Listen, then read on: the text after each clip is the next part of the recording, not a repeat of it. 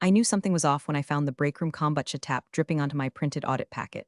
Strawberry basil, bleeding right through page 4 of a federally binding clause. That was my warning shot. The culture war had reached my desk. It was 9:13 p.m. on a Thursday. I'd been reworking slide 17 for the fifth time because the intern turned creative brand advisor said the fonts felt a little trauma-coded. I didn't know Helvetica could inflict generational damage, but here we were. The office was dead silent except for the rattling vent above my head and the slow clack of my keyboard. Everyone else had cleared out after the afternoon happy hour, still reeking of gin spritz and recycled buzzwords. Me, I was finishing the compliance slides for $400 million federal renewal.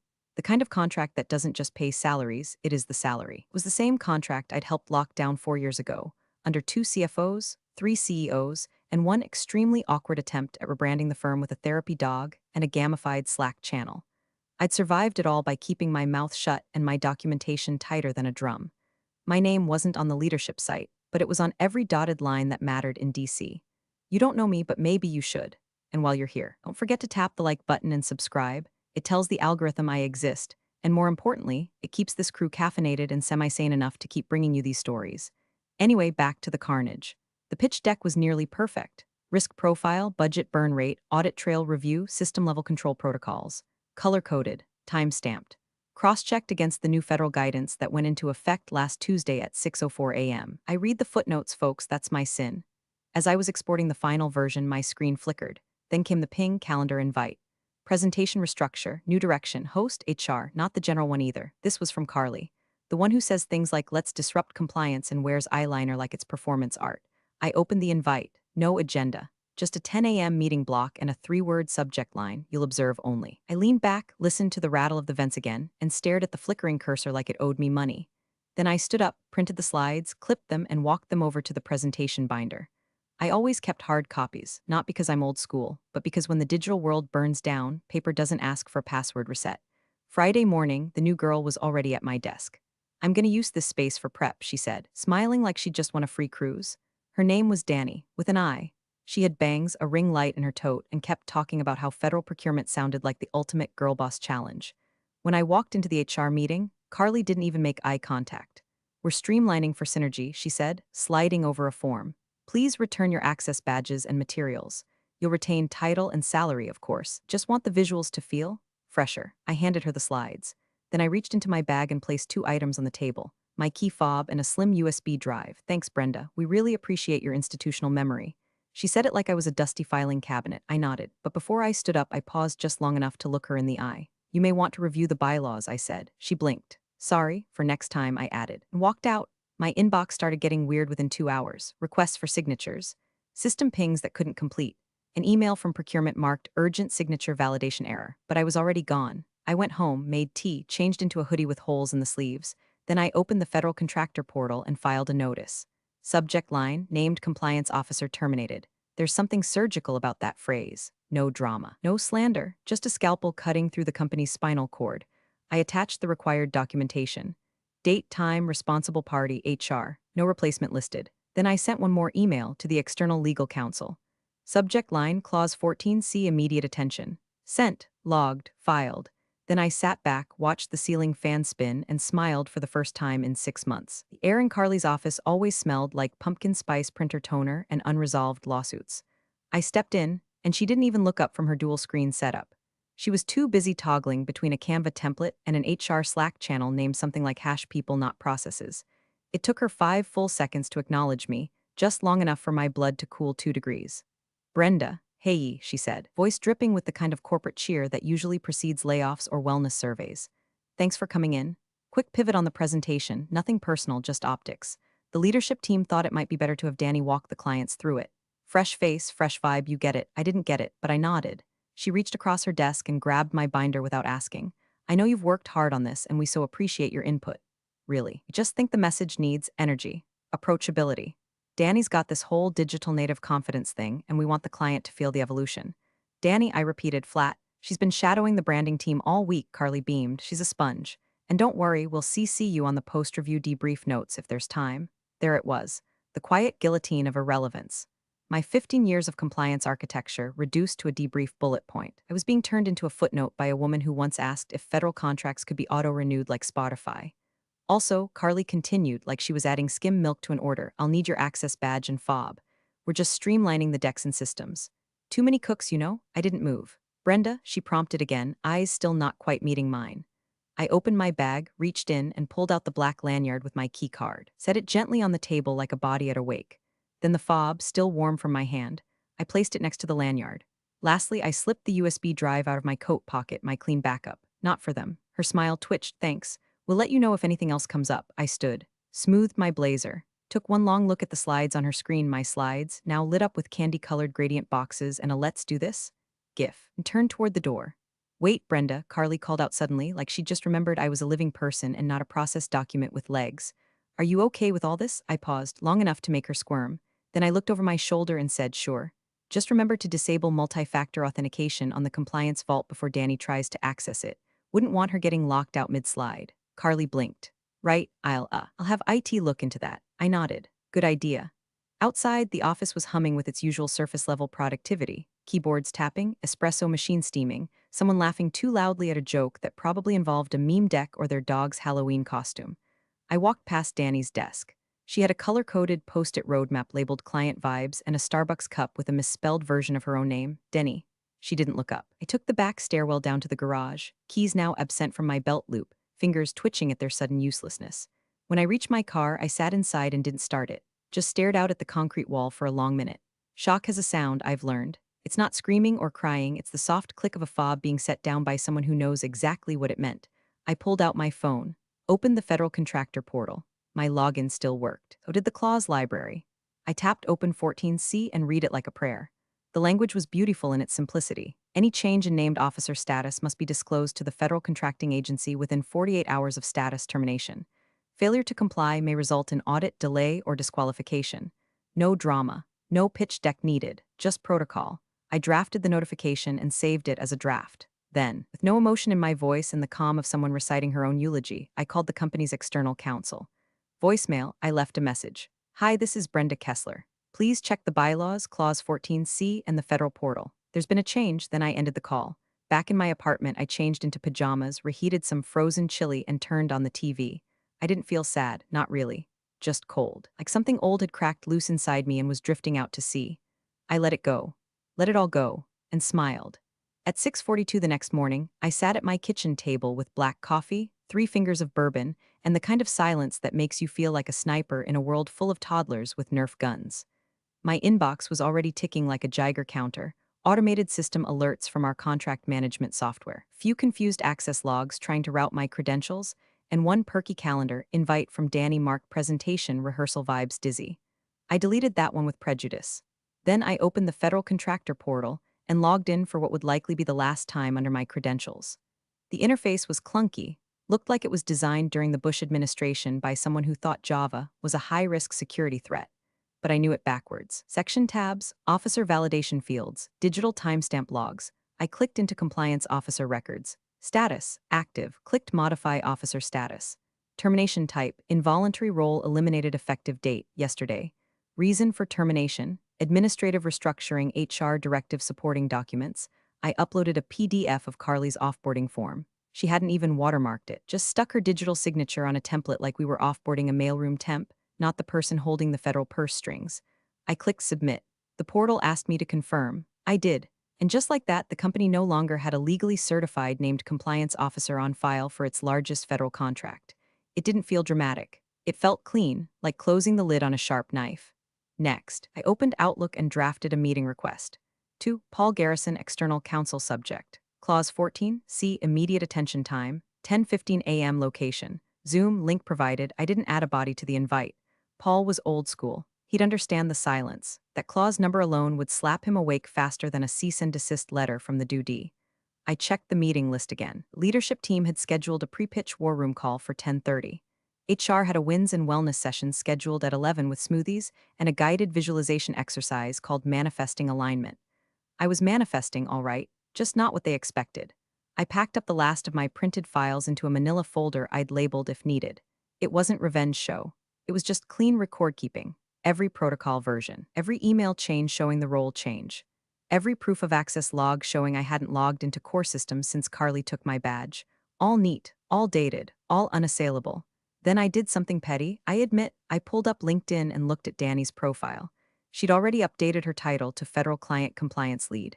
No mention of certifications. No mention of clearance level. But plenty of hashtags. Hash ready to lead, hash digital compliance, hash fresh perspective. There was even a selfie. In the office, with my mug in the background. Big day ahead, she'd captioned it. Let's win this. I stared at that photo for a long time. Then I opened a secure chat app, one we'd only ever used during classified onboarding processes, and pinged a contact at the contracting agency. No details, just a compliance alert number and a request for them to verify status changes on our firm. They replied within 4 minutes. Acknowledged, reviewing. By 9:20, I saw a new status banner light up on the portal. Agency review in progress pending CO reassignment at 9:27. I got a bounce back on an internal email I hadn't meant to send. My access credentials were now fully revoked. Carly was moving fast. Probably thought she was covering her bases. Didn't realize I'd already filled out the exit paperwork for the entire company. At 9:43, my phone buzzed. Paul, external counsel. Brenda, he said, no preamble. What the hell is going on? I'd advised checking clause 14C and logging into the portal. They terminated the named officer without board notification. A pause, then a slow exhale. Jesus. I sent everything you'll need. Logs, docs, Carly's forms. I didn't include the gifts. You're welcome. I heard him shuffle paper on the other end. Do they know what they triggered? They will, I said. I'm not fighting them, Paul. I'm just documenting. He chuckled, grim. God help them if you ever do decide to fight. I'm not a fighter, I replied. I'm a firewall. I hung up. By 10:15, I was logged into the Zoom call.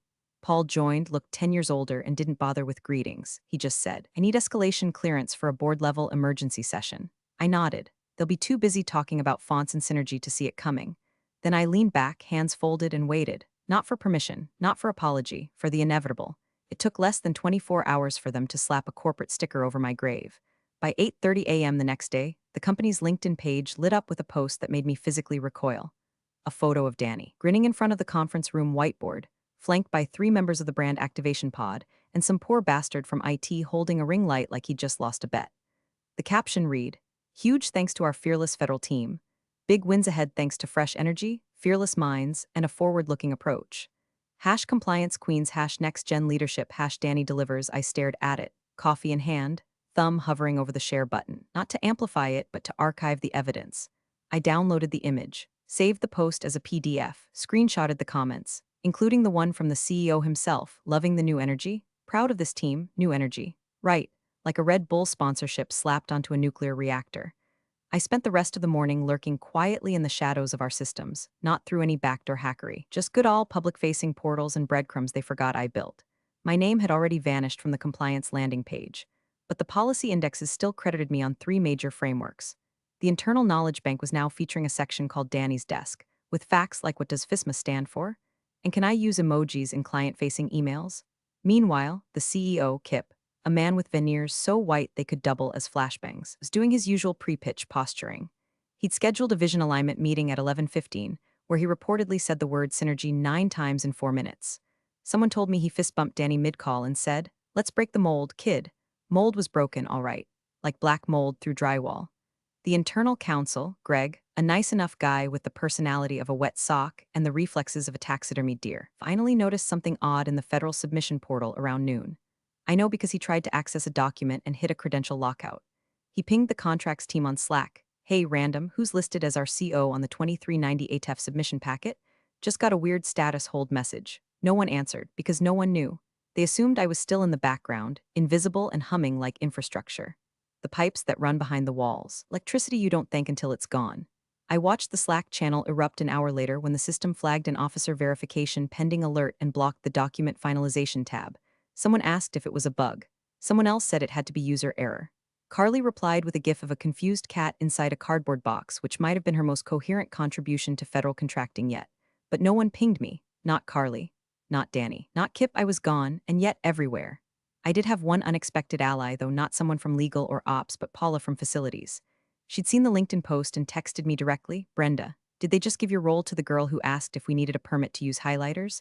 I replied with a single emoji. Paula responded, Christ. They're gonna choke on their own essential oils. You okay? I was. More than okay. I was watching the scaffolding tremble. By 3 o'clock, internal counsel had flagged the submission error up the chain. Kip dismissed it in a Slack thread, saying it's a cash issue. Legal will sort it out. Focus on the pitch. I saved that message too. It would age like unrefrigerated shrimp. From my apartment, I kept reading, watching, listening. The whole machine was still clunking forward, oblivious to the broken gear they'd yanked out. I even tuned into a company-wide video stream they forgot to revoke me from. Danny opened with a joke about acronyms. I used to think FOIA was a kind of yogurt, she laughed. Nobody corrected her. They all just clapped. I took a sip of wine and opened my file labeled if they keep going. Inside, screenshot of the terminated CO notice from the federal portal, timeline of access changes, internal memo referencing my name removal, copy of the bylaws. With clause 14, C highlighted in screaming yellow, it wasn't a threat. It was just evidence, pure and clean. They didn't see me anymore. But I was still here, watching the lights flicker. The pre-review dry run was scheduled for 9 o'clock a.m. sharp, and by 9:07, Kip was already pacing in front of the screen like he thought swagger could substitute for legal compliance. Danny was standing beside him, radiating what she must have thought was confidence, but looked more like someone trying to mentally rehearse the difference between procurement and prosecution. They'd invited a handful of key stakeholders to simulate the client-side panel, two junior legal consultants, a veteran contractor who'd worked with our firm for 5 years, and a federal liaison from the compliance team, whose face said I skipped breakfast for this. Danny kicked things off with a slide labeled Secure the Future in Comic Sans. I wish I were joking. Kip leaned into the mic like he was announcing WrestleMania. We've got fresh leadership in compliance, bold visuals, and a streamlined message to show we're not your dad's federal partner. The contractor cleared his throat. Yeah, speaking of which, who signed off on the CO compliance packet? I'm only seeing initials. There's no digital sig from the listed officer. Silence. Danny looked at Kip. Kip looked at Carly, who was perched in the back with a kombucha bottle like a toddler with a sippy cup. She waved a hand dismissively. Oh, that? We'll fix it later, she said, with the same tone someone might use about a printer jam or a missing LinkedIn endorsement. The liaison frowned. It's not a visual issue. No signature means it hasn't been reviewed by a certified named officer. Kip laughed too loud. Don't worry, it's a formatting hiccup. Our legal team is on it, which was technically true, just not in the way he imagined. Because 10 minutes later, in a beige-walled conference room down the hall, internal counsel Greg was scrolling through the digital logs with the face of a man realizing he'd just peed into an electric fence. He didn't say anything at first. He just tapped through the submission history, his expression cycling between confusion, dread, and the dawning horror of someone remembering what Clause 14C actually meant. Eventually, he opened the bylaws binder, flipped to the compliance section, and read aloud to himself. Any change in named compliance officer status must be disclosed in writing to the board within 48 hours of termination. In the event of non-disclosure, all compliance-related actions may be deemed null until reinstatement. And he did what any underpaid in-house lawyer would do. He hit Control+F and typed Brenda. No results in the past 72 hours. That's when the first email went out. Subject, urgent, Clause 14, see review board notification status unknown CC'd, Carly, Kip, Danny, and the external counsel. BCC'd me, because Paul, the external counsel who'd seen this storm brewing 2 days ago, had kept me quietly in the loop. I didn't ask him to. He just knew I'd want to watch, and I did. I sat at home in flannel pajamas, sipping hot tea, watching the email thread spiral. Carly responded with a 10-word sentence that belonged in the Museum of Corporate Denial. I was under the impression she didn't hold that role. Paul replied with one line, she did, and still does until formal replacement is board certified. Greg chimed in 5 minutes later, sweating through Outlook, no record of board vote or filed change notice. Federal portal already flagged CO status as vacant pending reassignment. This may impact eligibility. In my living room, the sunlight caught on my binder, still sitting neatly on the side table like an unopened weapon. I didn't smile, not yet. Instead, I made another cup of tea. Chamomile this time. Something about the way steam curls in a quiet room feels holy when your enemies are devouring each other down the hall. At 11:11 a.m., I got a text from Paula in facilities, just walked past HR. Carly looks like she aged 5 years. Danny's crying in the break room. She said I thought she was just like admin. Lol, I didn't reply. My silence wasn't for lack of words. It was strategic. Because the moment you start defending yourself, assume you need their approval again. I didn't. I wasn't asking to be seen. I was the air they breathed and didn't notice until it thickened with smoke. Let them choke. Let them scramble for fire extinguishers they never bothered to inspect. Let Clause 14C do its job. I watched the Slack channel crackle with desperation. How do we recertify a CO? What's the fastest way to file a board vote? Can we just have Danny sign and backdate it? That one made me laugh. A full, involuntary laugh that echoed off the kitchen tile. They were trying to color in the lines after burning the coloring book. And somewhere, in a meeting room where fluorescent lights hummed like judgmental angels, Kip was probably shouting this is just a technicality. It wasn't. It was protocol. And protocol, unlike people, does not care how loud you shout. At 7:46 a.m., The federal portal dropped the hammer. A bright red banner lit up across the top of the compliance certification dashboard like a fire alarm at a daycare.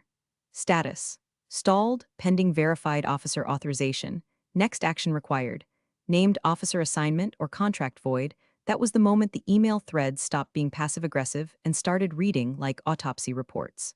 Greg, bless his overworked heart, immediately forwarded the alert to Kip with the subject line: time sensitive, federal submission in critical status, and then, like a man stepping onto a landmine, he sent a follow-up: we need to confirm who is officially replacing Brenda as named compliance officer.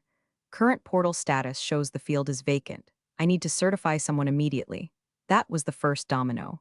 The second came when Kip, who hadn't read a contract longer than a cocktail menu since 2019, forwarded the email to Carly with a single line: need a name for CO, can you confirm? Carly, either still drunk on Synergy or just dangerously unqualified, typed the equivalent of professional seppuku. She wasn't needed. We didn't replace her. Danny has the deck. Greg didn't respond. He just hit forward and sent that to Paul, our external counsel, the carbon copy to the CEO's personal assistant. Paul's reply came 30 minutes later, and you could feel the oxygen evacuate the building through the screen. This triggers Clause 14C. There has been no formal reassignment. You cannot proceed with any federal filings, certifications, or access without a board-approved named officer. Recommend immediate emergency board session. Not optional, not advisory. Recommend in lawyer speak means you're already bleeding and haven't noticed yet. At 10:12 a.m., a private calendar invite hit my inbox. Meeting title: Emergency Session Board Compliance Crisis. Time: 2:30 p.m. Location: Executive Conf RM3A/remote link attached. Attachments: 6 including agenda, status report, bylaw excerpt, and redline submission summary. I opened it, sipped my tea, and smiled. Just once. Quiet and small. The kind of smile you give when the roller coaster clicks into place at the top of the hill. They still hadn't revoked my invite access. I was off payroll, off systems, off their radar, but the infrastructure I built still remembered me. My permissions were tied to the original CO role. You don't remove a root without disassembling the whole tree. The agenda was a masterpiece of panic dressed in corporate politeness. Item 1, review status of federal certification. Item 2, discuss CO reassignment protocol. Item 3, evaluate potential consequences for renewal timeline. Item 4, action plan. Item 5, legal options. That one was bolded. Meanwhile, inside the company Slack, things had escalated to DEFCON passive-aggressive. Carly was on damage control mode, flooding hash compliance steam with upbeat emojis and empty reassurance. Hey team, just a quick heads up, we're hitting a minor bump in the portal. Nothing we can't fix together. Smiling rocket hash teamwork makes the dream work. Greg didn't respond. Danny didn't either. Someone else replied with a skull emoji. Outside counsel had already briefed the board chair, who apparently asked during an actual Zoom call, wait, Brenda's not still doing that? To which Paul allegedly replied, no, sir. Brenda's not doing anything anymore. That's the problem. Inside the war room, Kip apparently tried to propose a workaround. Can we just re-add her temporarily? Like, backdate something? Paul shut that down in a voice I imagine could liquefy granite. Federal regs require CO certification to be active and current at time of filing. Reinstatement after termination voids any prior authority unless recertified. That's a 5 to 10 business day minimum process. Carly tried to argue that the termination was more symbolic. Greg pulled up the portal alert and read the phrase compliance officer status. Terminated, no successor filed allowed. They say the room went quiet after that. At 1:47, another email pinged. This one with the subject, legal strategy in advance of board discussion. Inside were 5 bullet points. The final one simply said, Option E, reach out to Brenda Ree, temporary recertification pathway. They still thought I'd take them back. Like I was a battery to be popped in when the flashlight started flickering. I didn't reply. Instead, I scrolled to the bottom of the invite and added one quiet comment to the document thread. Clause 14C exists for a reason. You were given every chance to read it. No emoji, no signature, just documentation. At 2:30 sharp, the board meeting started. I didn't log in. I didn't need to. The room was already burning. The boardroom had that falsely serene atmosphere, like a beach right before a tsunami. Fluorescent lights buzzing above, leather chairs all filled, cold water poured into sweating glasses no one would touch. Kip, the CEO, came in late, still muttering about slide transitions and color palettes. He dropped his phone onto the polished walnut table like it personally offended him and waved toward the screen. Let's keep this tight, folks. I've got a rehearsal with Danny at 3, and the investor pre-brief is at 4. Let's knock this out. He didn't sit. He never did in board meetings, he preferred to loom. Alpha posturing, learned in some airport Sheraton during a weekend MBA. Greg, the in-house counsel, was already seated, tie crooked and face pale, clutching a manila folder like it might bite him. Paul, the external attorney, was on screen, lips pursed, already tired. His voice cut clean through the air. We'll begin by reviewing the section in the bylaws relevant to officer oversight. He held up a printed copy actual paper. That alone was enough to silence the room. Section 6A, Paul said, quote, "No federal client documentation or renewal may proceed without the active signatory of the named compliance officer listed in Section 6A." There was a beat of silence, long enough for Kip to squint and say, "Okay," and Paul leaned forward slightly. "Brenda Kessler is the officer listed in Section 6A. As of last Thursday, she was terminated. There has been no board vote to reassign the role. No successor has been certified. As far as the federal portal is concerned, you are currently non-compliant." Kip scoffed. "We handled the handoff. It was an internal transition. HR took care of it." All eyes turned to Carly. She blinked, smiled weakly. It wasn't formal. We didn't think Brenda was still critical to operations. Danny's been presenting. She has the deck." Paul didn't blink. "She has a deck." Brenda had legal designation. That role is not a matter of delegation or vibes. It's federally enforced. Greg cleared his throat, voice shaking just enough to be noticed. "We didn't notify the board. There was no vote logged. Clause 14C was not triggered per protocol." Kip looked confused, like someone just told him his yacht had taxes. "What does that mean?" "We've already queued the submission. The client call is scheduled." "Are you saying we're not eligible?" Paul sighed. "I'm saying you don't have a certified named officer. Which means your $400 million contract renewal is not only stalled but subject to immediate disqualification." The CFO, who'd been silently taking notes, looked up and said, "Wait, is this going to trigger clawbacks?" Paul nodded once. "It's possible. If the agency deems the lapse as intentional misrepresentation, yes. And if they audit past filings tied to Brenda's name post-termination." He didn't finish the sentence. The silence that followed wasn't quiet. It was the kind that hums, that stings in your ears, the kind that comes when you realize you've been playing Monopoly and someone just slapped down a real eviction notice. Carly opened her mouth, then closed it. The head of risk management muttered, "My God." The board chair turned to Kip. "You allowed this?" "I didn't fire her," Kip said. Defensive now? That was HR's call. "She was our firewall," someone whispered. "She was the one thing keeping this house of cards from getting blown over by a federal audit." Greg added, "She submitted everything on time, every time, never a single penalty under her oversight. She knew every clause like scripture." Paul leaned in again. "And you replaced her with someone who misspelled compliance in a LinkedIn post." That's when I knew the real unraveling had begun. I wasn't in the room, but I felt it, the crumbling of certainty, the flailing that happens when people realize the adult in the room is gone, and they are now unsupervised children playing with live wires. From my living room, I sipped a neat bourbon and scrolled through the agency portal again. Status, officer authorization. Not filed, next review date. Submission locked, pending eligibility. I clicked refresh and let the page sit open, like a candle on an altar. Let them fumble. Let them quote mine emails and slap together policies retroactively. I wasn't waiting for an apology. I was waiting for the consequences to catch up, and they were getting close. By 4:52 p.m., the boardroom reeked of stress, sweat, and unspoken regret. The $400 million contract was locked behind a digital gate, and the clock was ticking toward a midnight deadline that didn't care about feelings, PowerPoint slides, or hashtags. The air was thick with bad decisions. Greg had gone silent, tapping furiously on his keyboard, probably trying to bribe the federal portal into opening itself with pure desperation. Paul was still on the monitor, his jaw clenched so tight you could hear his molars grind through the speaker. Carly had finally stopped spinning her stainless steel water bottle and was now fidgeting with a lavender stress stone someone had handed out during last quarter's empathy and leadership workshop. The stone was supposed to help with tension. It did not help with the fact that she'd fired the only person standing between the company and an 8-figure implosion. Kip tried to retake control of the room. "Okay," he said, hands spread like Moses before a PowerPoint plague. "Bring Brenda back, simple fix." Title, email, boom, we hit submit. He looked proud, like he'd just solved climate change with a reorg. Paul's eyes narrowed. "You can't," he said. Kip blinked. "What do you mean we can't? She worked here last week. We just call her up, toss her a contract, short-term, clean. She signs the thing, we're back in business." Greg cleared his throat and flipped through the printed bylaws like they were a Bible mid-exorcism. Page 67. Clause 14D, subsection Roman 2. The part no one ever thinks matters. He read it out loud. Reinstatement of named officer post-termination shall not restore eligibility until full recertification is completed. Estimated processing time, 5 to 10 business days. The room went still. Paul added, "Once you offboard a named compliance officer, the federal system treats that status as expired.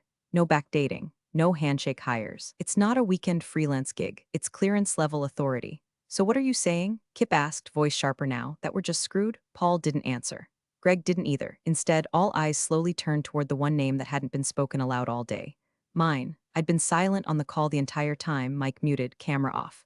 I'd accepted the invite to observe, nothing more. But now they needed me. Like a parachute they'd packed with ego and stuffed into a closet marked irrelevant. Brenda, the board chair asked gently, as if my name might trigger a trapdoor beneath their feet. Do you have any comment? I unmuted. The sound of my breath, even steady and soft, made Carly flinch. I let the pause sit. I wanted them to feel it, not out of cruelty, out of justice. The process is clear, I said calmly. You had the slides, you should have read the rest. Paul smiled into his coffee mug. Kip opened his mouth, but no words came out. You were warned, I continued. Clause 14C was cited in multiple documents. The recertification delay was in every onboarding packet. HR chose to interpret my exit as a decorative reshuffle. Legal should have known better. I leaned forward, speaking directly now, not as an employee, but as the living embodiment of the protocols they'd ignored. This isn't about feelings. It's about documentation, and the documentation is airtight. Carly tried to find her footing. We weren't trying to undermine anything. We just thought. We assumed that I was replaceable. I offered, voice still steady. She blinked fast, lips pressed together like she was tasting regret for the first time. The board chair sighed. What would it take to recertify? 5 business days if you rush it. 10 if you follow proper protocol. Kip looked at the clock. You don't have 5 days. The deadline is midnight. And the system won't accept an invalid signatory, Paul added flatly. Not unless you want to commit federal fraud, in which case I'll need to excuse myself from representation. Kip sat down hard. Greg closed his laptop slowly like he was preparing for a funeral. Someone muttered, Jesus, and then, as if summoned by irony itself, an alert popped up on screen. Rejected for everyone in the room. Federal portal notification, final submission lock initiated. Deadline, 11:59 p.m. ESD status. Ineligible, no active named officer. The room fell into that kind of silence where even breath feels too loud. Kip slumped forward, elbows on the table, staring down at his phone like it might offer a last-minute miracle. Carly finally set down her stress stone. Her hands were trembling. I spoke once more. Just one last sentence. This isn't personal, it's procedural. And then I logged off. The pen made a soft tapping sound against the table, barely audible, but it cut through the air like a gunshot. Kip was gripping it so tight his knuckles were white, teeth clenched, jaw twitching like he'd just bitten into something rotten. And maybe he had. At 12:02 a.m., the federal portal refreshed automatically on the large wall screen. The words no CEO ever wants to see came up in perfect bureaucratic font. Contract renewal, expired status, ineligible named compliance officer not verified, no bells, no sirens, just a red line across $400 million in expected revenue, and a digital tombstone where the deal used to be. No extensions, no appeals, no sympathy. Greg exhaled like he'd been underwater. Carly was still staring at her laptop, lips moving but no sound coming out, as if she were praying to the god of PR spin and LinkedIn apologies. It wouldn't help. There was no hashtag that could fix what was coming. On the screen, another set of alerts rolled in behind the deadline message. Automated flag, audit required notice, potential clawback review 18-month window, someone in the room gagged. The CFO, probably. The sound was wet and quiet. Kip finally set the pen down, gently, almost lovingly, like it might shatter if he let go too fast. Then he looked up, eyes not angry, not even shocked, just hollow. The kind of face a man wears when he finally realizes the check engine light wasn't optional. Carly looked at him like a child expecting to be grounded. But he didn't say anything. He just rubbed his temples like he could massage the failure back into its packaging.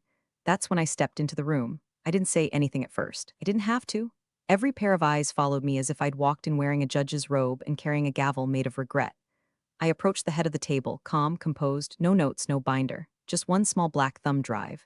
I placed it gently in front of Kip. These are your archive protocols, I said, fully updated, time-stamped, and indexed. They cover every certification, every revision, and every change request submitted during my tenure. Kip didn't move. I looked around the table at the suits who used to walk past me like I was furniture, at the execs who nodded politely while brushing off my memos, at Carly, whose pupils were now little glass marbles of panic. I trust, I continued, someone else will present them next time. No one said a word, not even Paul, not even Greg, not even Danny, who was probably home crying into a lavender candle and trying to Google what does clawback mean. I straightened my jacket, turned without waiting for thanks, and walked out. No applause, no standing ovation, just silence. But it was the right kind of silence, the kind that follows a surgical strike. Precise, devastating, final. As I passed the elevators, I caught a glimpse of my reflection in the polished chrome. The same blazer, the same hair pulled back. But something behind the eyes had shifted. I wasn't invisible anymore. I didn't need to be seen to be felt. Outside, the night air was cold and sharp. I pulled my coat tighter, stepped out onto the pavement, and didn't look back. I didn't need to. I could feel it behind me, the building, still lit, still buzzing, still full of people who thought procedure was optional until the walls caught fire. Now the walls were burning, and I was already walking into the dark, clean air, leaving the smoke behind. Alone, but never unnoticed again. You're the real MVPs of the office jungle. Thanks for watching. Smash that subscribe button, or the coffee pot might just forget your next brew.